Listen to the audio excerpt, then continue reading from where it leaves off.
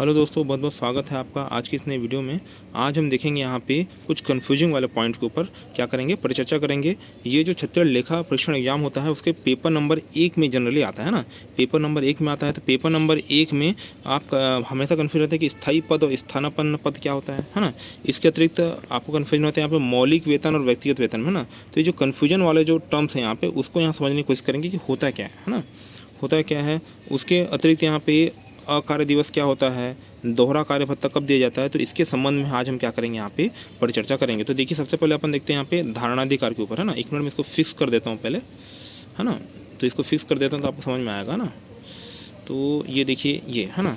अब देखिए धारणाधिकार है ना, धारणाधिकार क्या होता है यहाँ पे है ना। तो ये होता क्या है यहाँ पे, जब किसी शासकीय कर्मचारी को या अधिकारी को है ना उसके स्थायी पद के प्रत्युत्तर में है ना उसको मौलिक रूप से नियुक्ति दी जाती है ना। स्थायी पद के प्रत्युत्तर में मौलिक रूप से नियुक्ति दी जाती है तो उसका क्या कहलाता है, उस पद के एवज में वो उसे क्या कहलाता है, धारणाधिकार कहलाता है। मतलब धारण करने का अधिकार है ना। यह किस में दिया गया है, यहाँ पे मूलभूत नियम 9-13 में दिया गया है। किसमें 9-13 में दिया गया है, इसको बार बार याद रखना है 9-13 है ना। सेवक, शासकीय सेवक एक समय में एक से अधिक पद पर जीवित धारणाधिकार नहीं रख सकता ना। मान लीजिए जो पद है जिसमें धारणाधिकार रखा है वह उसी पद में उसकी धारणाधिकार रहेगी, उसको है ना परिवर्तित नहीं किया जा सकता है ना। ये हो गया भाई यहाँ पे है ना। एक समय में ना, एक समय में एक से अधिक पद पर नहीं रख सकता। मतलब मान लीजिए बाद में वो परिवर्तित हो जाएगा, पर मान लीजिए इसमें भी धारणाधिकार उसकी छुपी है इस पद में और इस पद में भी, तो दो पद में एक साथ नहीं रह सकती, सिर्फ एक ही पद में रहेगी है ना। ये यहाँ बोलने की कोशिश कर रहा है। दूसरा क्या बोल रहा है यहाँ पे, अवकाश बाह्य सेवा या निलंबन के दौरान है ना, अवकाश बाह्य सेवा या निलंबन के दौरान भी धारणाधिकार क्या रहेगी यहाँ पे, यथावत बनी रहेगी। कोई दिक्कत नहीं, उसमें धारणाधिकार बनी रहेगी है ना। मान लीजिए कोई शासकीय कर्मचारी अधिकारी अवकाश में चले गया है या फिर उसके बाह्य सेवा के रूप में से क्या कर दी गई यहाँ पे, कहीं दूसरी जगह उसका है ना प्रतिनियुक्ति कर दी गई है, या फिर निलंबन के दौरान यदि वो निलंबित भी है तब भी उसकी धारणाधिकार बनी रहेगी, क्योंकि वह स्थायी पद के प्रत्युत्तर में मौलिक रूप से उसमें क्या किया यहाँ पे, पद को उसने धारण किया है ना। अब देखिए यहाँ पे पदावधि पद पर नियुक्ति होने पर यह निलंबित रहता है ना। पदावधि पद पर नियुक्ति होने पर यह क्या होता है, निलंबित रहता है, मैंने बोला यहाँ पे है ना।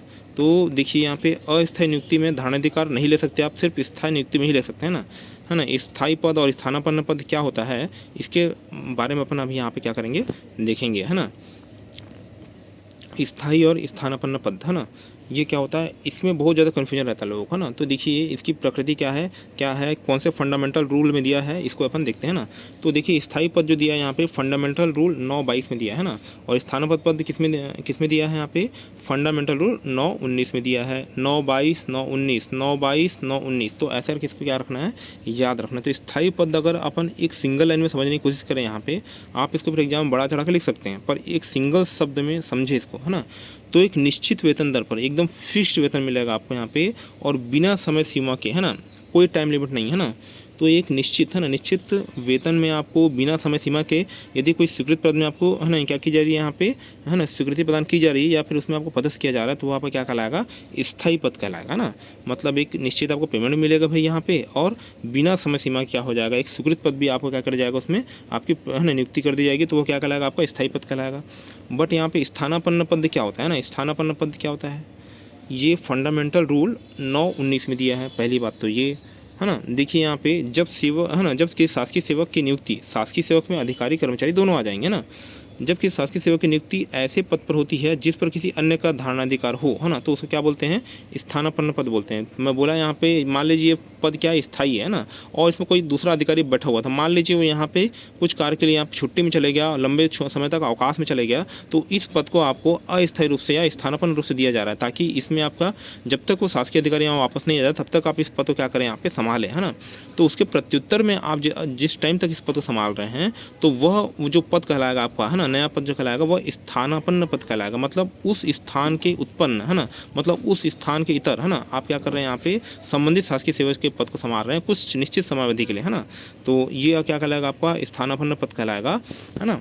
तो एक सीधे शब्दों में सिंगल लाइन में अगर इसको बोले, तो जब सेवक की नियुक्ति ऐसे पद पर हो जिस पर किसी अन्य का धारणाधिकार हो, तो उसे क्या बोलते हैं, स्थानापन्न पद बोलते हैं है ना। अब देखिए यहाँ पे वेतन के प्रकार है ना, तो ये मौलिक वेतन और व्यक्तिगत वेतन में बहुत ज़्यादा क्या रहता है यहाँ पे है ना, कन्फ्यूजन रहता है। तो इसको हम समझने की कोशिश करेंगे। तो मौलिक है ना, देखिए यहाँ पे मौलिक है ना, तो क को यहाँ क्या करते हैं, यहाँ पे क को आड़ बना देते हैं ना, तो क को यहाँ पे अगर उल्टा करेंगे तो 8 बन जाएगा यहाँ पे, तो उससे अपने को फंडामेंटल रूल याद हो जाएगा। तो फंडामेंटल रूल 9-8 में मौलिक वेतन के बारे में दिया गया है ना।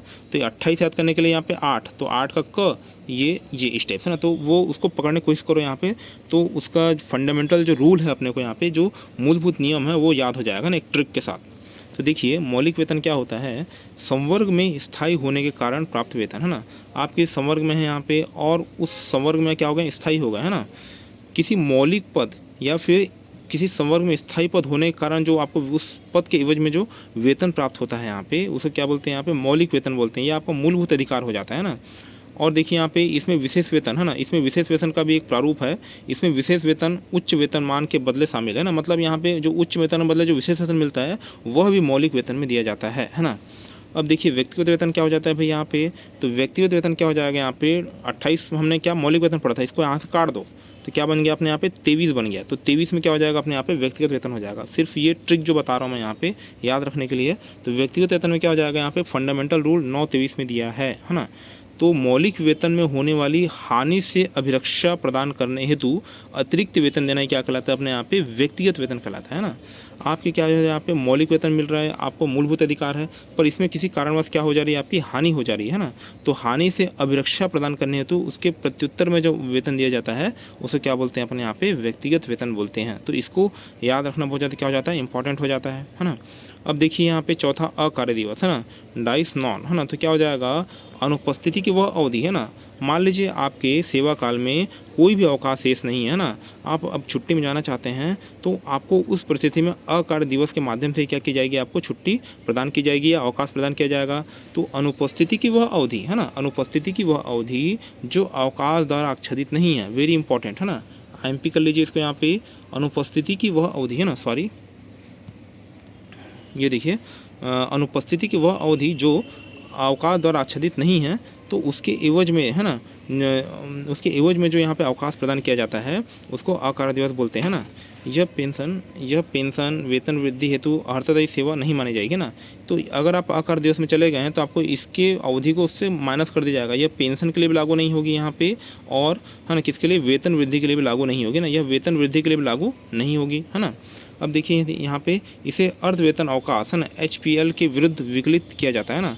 इसे अर्धवेतन अवकाश, जैसे मान लीजिए इसकी अब प्रतिपूर्ति करनी है आपको, इसके बदले में पेमेंट चाहिए यहाँ पे, तो इसको क्या कर दिया जाएगा यहाँ पे, इसको कार्योत्तर स्वीकृति प्रदान की जाएगी ना। मतलब आप अवकाश से आने के बाद है ना, अवकाश से आने के बाद क्या कर सकते हैं, स्वीकृत करवा सकते हैं। और इसकी स्वीकृति किससे की जाएगी भाई यहाँ पे, अर्धवेतन अवकाश से, मतलब हाफ पेमेंट लीव के विरुद्ध विकलित किया जाएगा ना। मतलब इसमें अकार्य दिवस में आपको क्या मिलेगा यहाँ पे, आधा ही पेमेंट मिलेगा है ना। जैसे मान लीजिए आपकी सैलरी 30,000 बन रही थी यहाँ पे ना, 30,000 बन रही थी, तो आपकी सैलरी कितनी बनेगी यहाँ पे, 15,000 ही बनेगी उस अकार्य अवधि के दौरान है ना। तो ये हो गया भाई यहाँ पे। उसके देखिए यहाँ पे दोहरा कार्य भत्ता है ना, दोहरा कार्य भत्ता यहाँ पे देखिए है ना। इसमें क्या होता है, रिक्त पद का कार्य करने हेतु है ना लिखित औपचारिक आदेश अनिवार्य है ना। मतलब मान लीजिए कोई पद रिक्त है ना, और उसका आप अपना काम तो कर ही रहे हैं और उस रिक्त पद का भी काम कर रहे हैं, तो ये क्या कहलाएगा, इसके प्रत्युत्तर में जो आपको भत्ता दिया जाता है उसको दोहरा कार्य भत्ता बोलते हैं ना।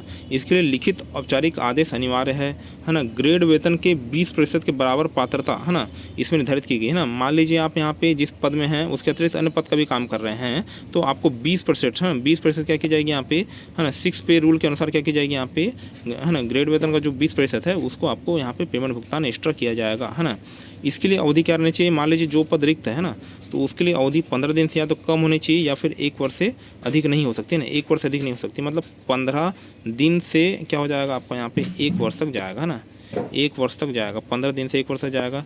देखिए ये जो दोहरा कार्य भत्ता है ये 7वें वेतनमान में दोहरा कार्य भत्ते की दर निर्धारित आदेश अभी तक जारी नहीं किया गया ना। मतलब दोहरा कार्य भत्ता सिर्फ 6वें वेतनमान में आया था, 7वें वेतनमान में इसके संबंध में कोई प्रावधान नहीं है ना।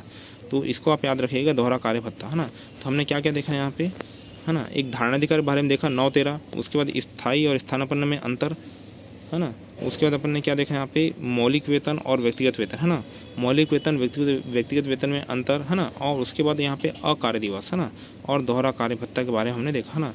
तो वीडियो में बने रहने के लिए आपका बहुत बहुत धन्यवाद। आपका दिन क्या हो, शुभ हो।